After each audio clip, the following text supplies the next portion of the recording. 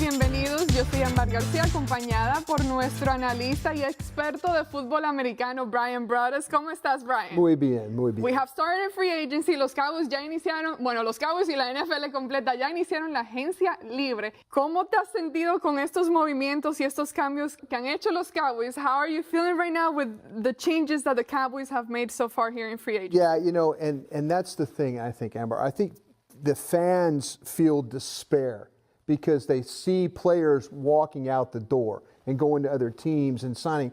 On the scouting side of it, what you always think about is the players I'm letting go, could I get better players? Could I use the draft? Could I use free agency?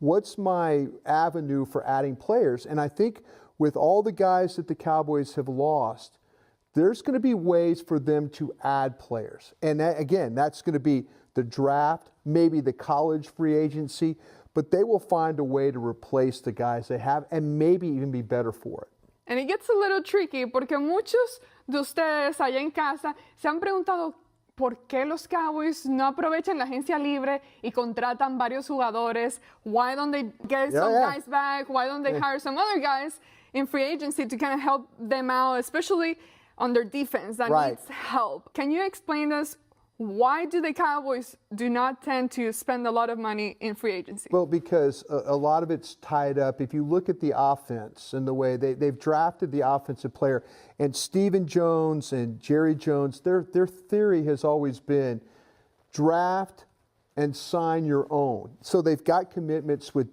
Bryan, who they drafted. You look at the offensive line, the commitments they've had with all those guys, with Frederick, with Martin, with Smith, all guys they drafted. That's really, Sean Lee is a guy they drafted, made a big commitment to him. So you have to look at where your cap is allocated, and then you have to think about, okay, who are my best players? I don't feel like they're letting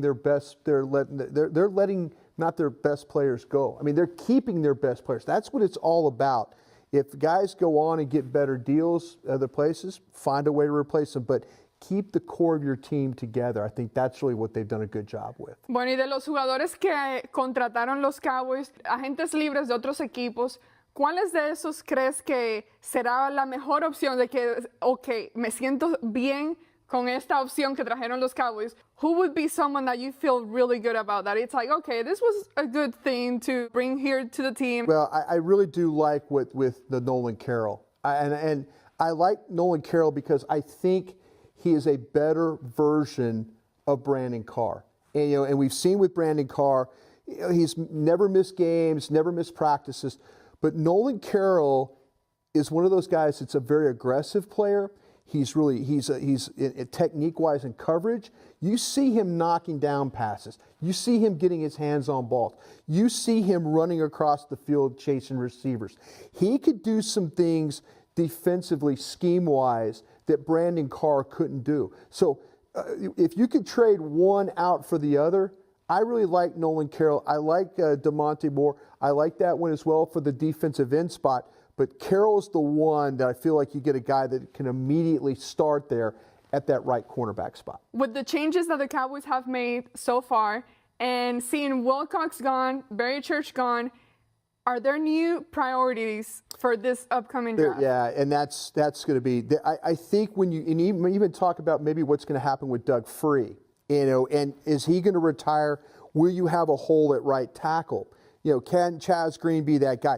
I think you look at all the defensive guys that are gone, the corners, the safeties, that kind of maybe thinks that maybe I have to look that way in the draft. But you might have to look at that offensive tackle because of what you have or don't have in Chaz Green.